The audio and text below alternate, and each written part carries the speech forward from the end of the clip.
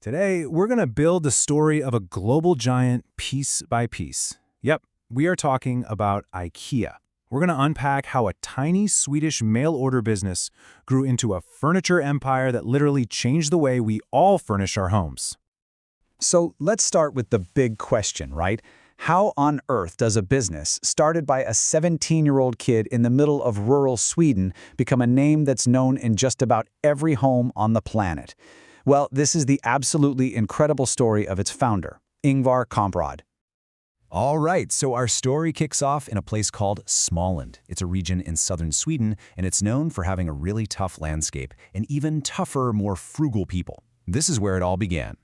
So picture this. It's 1943, and a 17-year-old Ingvar Kamprad gets a little bit of gift money from his dad and decides to start a business. Now, he didn't start with furniture. Nope. He sold pens, wallets, picture frames, basically anything he could get his hands on and sell for a profit. And his delivery service? The local milk truck. I mean, you can't get more grassroots than that.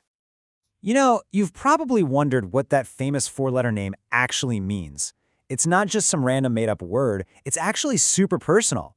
IKEA is an acronym. You've got IK for the founder himself, Ingvar Kamprad. E is for Elmtyre, which was the farm he grew up on. And A is for Eggenarid, his hometown. So the name is literally rooted in his identity and his home. But let's be honest, selling pens wasn't the end goal here. The business was about to make a huge pivot, and in the process, stumble upon the one big idea that would, well, change everything. So, in 1948, Kamprad decides to add furniture to his catalog, all made by local carpenters. But he almost immediately hit a massive wall. See, assembled furniture was incredibly expensive to ship, and even worse, it showed up damaged all the time. This was a huge make-or-break kind of problem. And right here, this is the stroke of genius. In 1953, the idea of the flat pack is born. The old way? Super expensive and risky. But the new way? It shifted the assembly part to you, the customer. And that simple change slashed shipping costs, pretty much eliminated damage, and made it possible to have radically lower prices. What was a logistical nightmare became IKEA's single greatest advantage. But you see, IKEA's innovation wasn't just about the product itself. It was also about the entire experience. So let's get into Section 3, more than just a store. As the business started to really grow, it couldn't just be a mail-order catalog anymore. So in 1958, the very first showroom opened. Then, in 1960, another brilliant idea. Kamprad noticed that customers would leave when they got hungry. His solution? So simple, just add a restaurant. The goal was pretty straightforward. Keep people in the store longer. This kind of practical problem-solving thinking became known as the IKEA spirit, a totally unique company culture. Okay, so they had a winning formula in Sweden. It was time to think bigger, a lot bigger. Let's move to Section 4, from Älmhult to the world. Now, their path to taking over the world was actually very deliberate. After that first store in '58 and a big flagship in Stockholm in '65, IKEA made its first move outside of Scandinavia in 1973, opening in Switzerland. This was no rush to the finish line. It was a slow, steady, and very calculated expansion.